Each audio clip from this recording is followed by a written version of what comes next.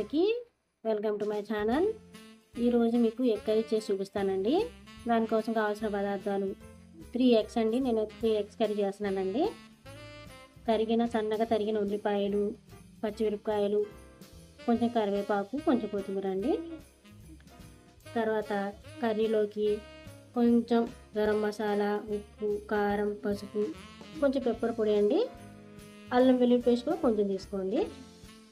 ఇప్పుడు తయారు చేసే విధానం చూపిస్తాను మీకు. ఇలా వెడల్పాటి కడాయిలో నూనె వేసి, నూనె వేడైన తర్వాత పచ్చిమిరపకాయలు, కరివేపాకు, ఉల్లిపాయలు 3 వేసేసి బాగా ఫ్రై చేసుకోవాలండి. ఇలా 3 వేసి బాగా ఎర్రగైనంత వరకు ఫ్రై చేసుకోవాలండి.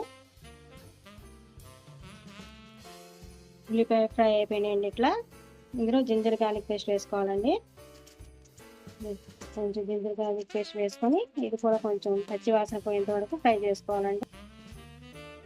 మసాలా కూడా ఫ్రై అయిపోయిందండి. ఇందులోకి ఉప్పు, కారం, పసుపు అన్నీ తీసుకున్నామండి.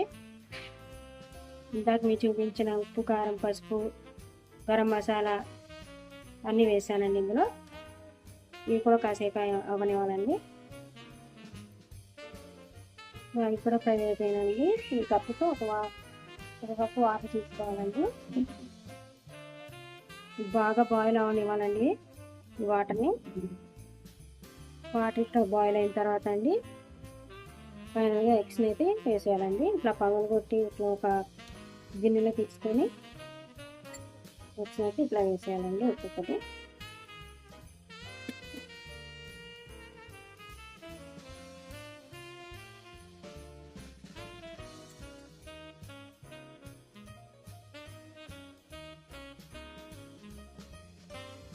వీటి మీద ఇట్లా వేయాలండి. మూత పెట్టేయాలండి. మూత పెట్టేసి కాసేపు ఉడకనివ్వాలండి. ఈ 1 సైడ్ ఉడికిపోయిందండి. సెకండ్ సైడ్ తిప్పుతానండి నేను.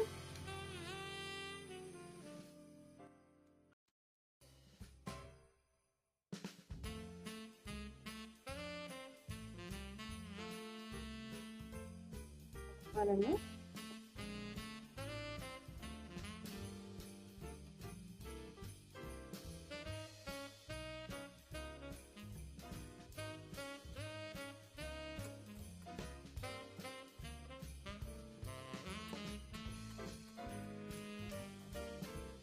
ఇట్లా సెకండ్ సైడ్ కూడా ఉడకనివ్వాలండి.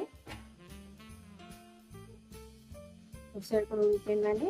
ఇంకా ఫైనల్గా కొత్తిమీర వేసుకోవాలండి.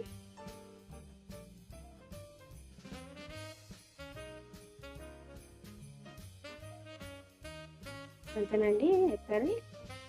నా వీడియో కనుక మీకు నచ్చినట్లయితే లైక్ చేయండి, షేర్ చేయండి, సబ్స్క్రైబ్ చేయండి. థ్యాంక్స్ ఫర్ వాచింగ్ అండి.